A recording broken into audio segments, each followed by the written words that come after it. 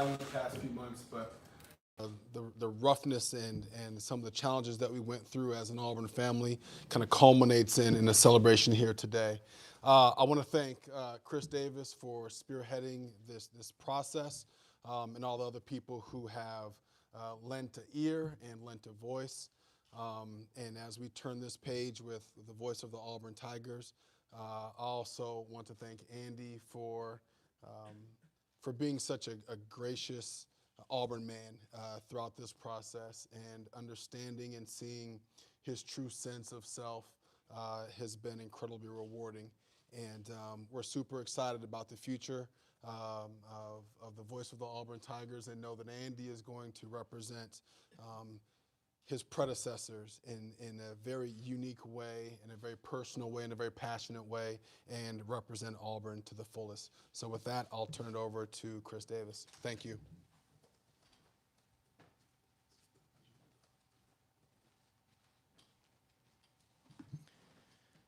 First of all, thank you for everyone coming today, and Alan, thanks for taking the time to just all the support.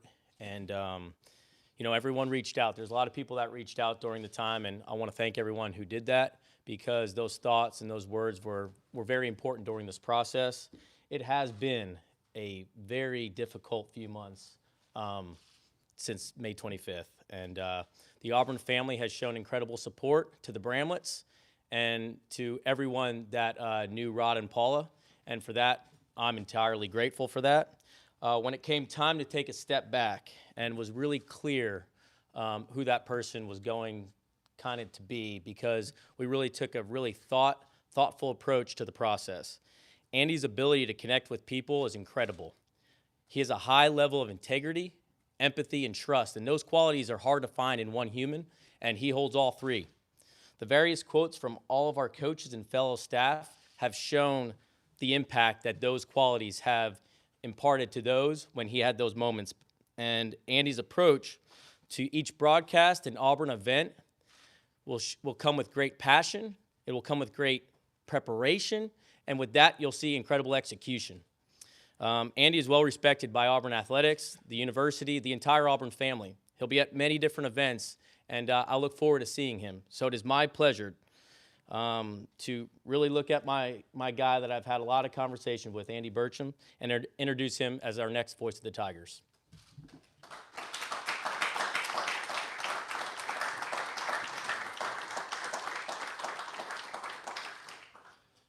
Good afternoon, War Eagle. I was talking with my mother last evening about this position, and my mother is as supporting and as kind a person as you can find, and one of her first comments was, well, the pressure's on you now. And it is. It is with great humbleness and happiness that I take this job as the voice of the Auburn Tigers. It is the worst possible way to do it, though. Rod Bramblett and Paula Bramblett were special friends of Jan and mine, and they are missed to this very day, and that will never change. The support of the Auburn family following their passing in May has been remarkable and humbling, and I thank you for that. I have some folks that I want to introduce before we get going.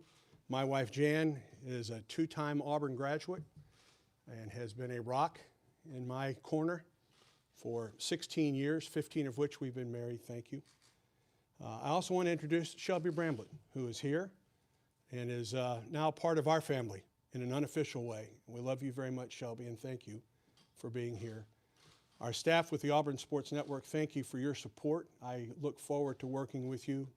Guys with War Eagle Productions, I've enjoyed my time with you, and I thank you for that. The sports information staff, and a lot of friends. It's odd to be on this side of the podium here today. It's my first time in this role. I've been in the Auburn community for 31 years. I moved to Auburn in September of 1988 at halftime of the Auburn-Kansas football game. And that game was over at halftime that day, and we were fighting traffic to get through. I was fortunate enough to go to work at Tiger Communications and take over the reins for Auburn women's basketball, which I served until this past season. Been with the Auburn football crew since 1990, and Auburn baseball for the last 25 years, of course, with Rod. Auburn means a great deal to me, and I understand that this job is not just the voice of Auburn football and men's basketball and baseball. It's the voice, a voice for Auburn. It's something that I've never taken for granted in 31 years, and certainly it's something that I will not take for granted in the future. I am ecstatic about this. I get more excited about this position with every passing day. Two more people I need to introduce, I'm sorry. My brother Matt and friend Randy drove from Nashville today to be here and surprise me, and I thank you for that. So I'm ready for this job. I'm ready to take the reins from Rod and Jim and Paul Ellen and Gary Sanders and Buddy Rutledge and the folks in front and behind those. I'm very, very excited about this. I'm excited to work with this broadcast team. One of the comforting parts of this is the fact that I'll get to work with Paul Ellen and Brad Law and Patrick Tisdale and Gene Dulaney and Ronnie Brown and Stan White and Jason Campbell. I'll get to work with Sonny Smith this coming basketball season. I'll get to work with Brad Law on Tiger Talks and baseball. And that's very comforting for me to know that I'll be with these folks in a bit of a different role this year.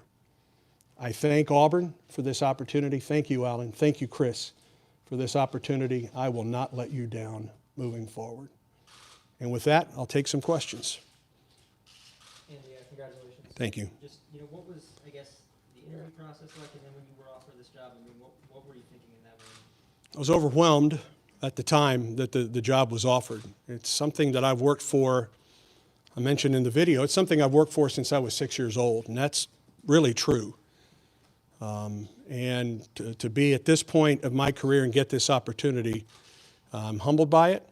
I met with Chris on a couple of occasions and met with a couple of the staff, the athletic staff at Auburn as well. And then Chris gave me the news last Wednesday. And I was probably had to pick my chin off the floor for a minute to get the opportunity to do this. And you talk about doing baseball as well as basketball and football. It's not many guys are probably doing that, are they? Yeah, it's probably a little more unusual now. I think at one time it was the norm. A lot of the same play-by-play men across the conference were doing all three sports, and there are still several that are doing that. I know that was important for Rod almost 17 years ago when he took the reign, and it's important to me as well. When you get to cover a sport and to work with a sport and to travel with a sport, you don't want to give it up. And that was the case for me when it came to baseball for 25 years. It is tough for me to give up women's basketball. That has been a part of my job for 31 years.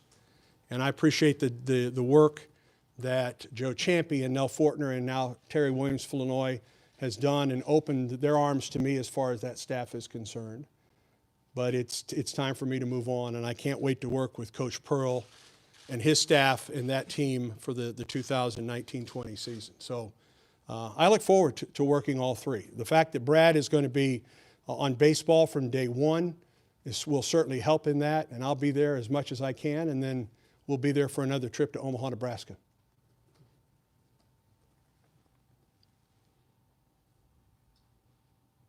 Anybody else? Andy, when you came here, Yes. 31 years ago, what were your goals then? I don't imagine you thought you were necessarily coming here to stay for 31 years. I'll be honest with you, Philip. I came here with a different wife, and we thought we'd be here for 2 years and move on. And 2 years turned into 31 years for me. I've lived longer in Auburn and Opelika than I've lived in anywhere else in my life, including growing up in Nashville, Illinois, and I was there for about 11 years before I went off to college. So this is now my new home, and you learn to appreciate it. I'd never been to a venue as large as Jordan-Hare Stadium until I came to my first game, which was Auburn, Tennessee in 1988. I'd never been in a stadium that had 87,000 crazy football fans.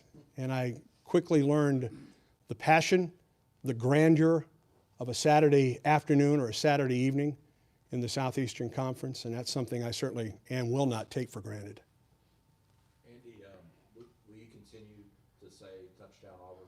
That's a good question. I've had that a lot today, Brandon. You know, when Rod took the helm for Jim, I don't think he intended that would be part of his call. And, of course, Rod didn't get to call an Auburn touchdown for 3 games. His first year, it was into that Vanderbilt game before he got the opportunity. I can't tell you exactly if I will or not. I'm not putting it, really ruling it out of the question at this point.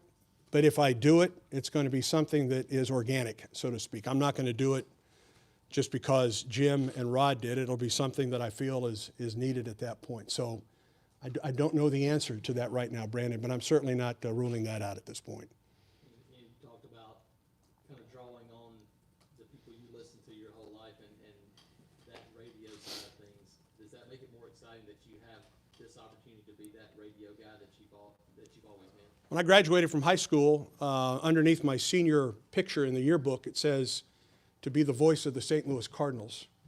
I knew this is what I wanted to do. I wanted to be a play-by-play man. That changed when I went to college, and I started to understand the allure of being a voice of not just one sport, but many. So that changed when I went to Indiana State and then through my career here. But I grew up near St. Louis, and I listened to Harry Carey and Jack Buck and calling Cardinal games, and Dan Kelly, who was the St. Louis Blues announcer. And all three of those men, of course, have passed on, but are all 3 in the National Halls of Fame in their sports. So that's what I grew up.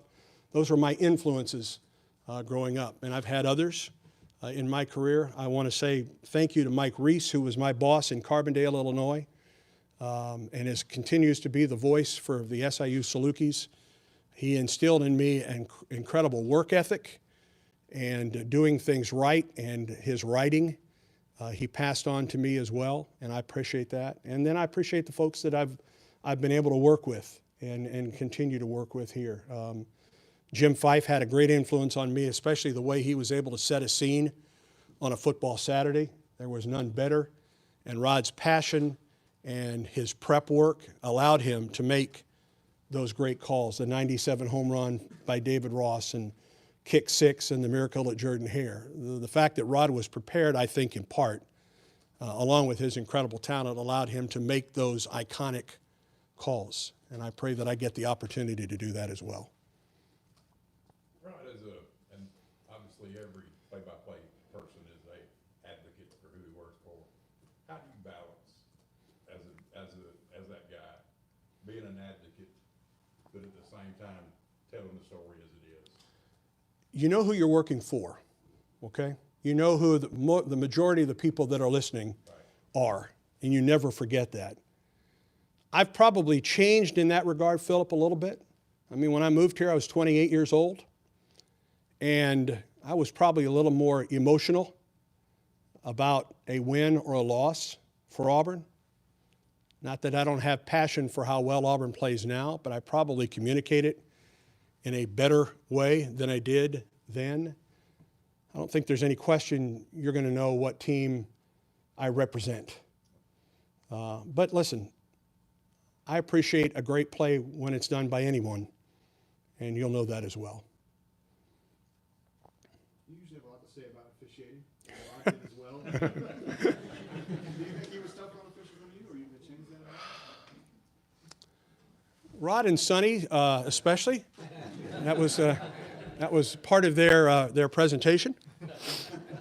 We'll find out. I look forward to working with Sonny. I look forward to working with someone that has the knowledge and the passion and the humor that Sonny has.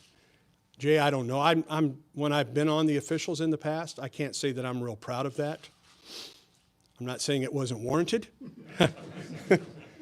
but probably something I try to control a little bit better now than I once did. Of course, if I'd have been calling the championship or the semifinals of the Final Four this year, I'm not sure I'd have called that any differently, the end of it anyway. I do have a appreciation for the job that these folks do. Believe me, I do. So. Anything else for Andy? Thank you. War Eagle.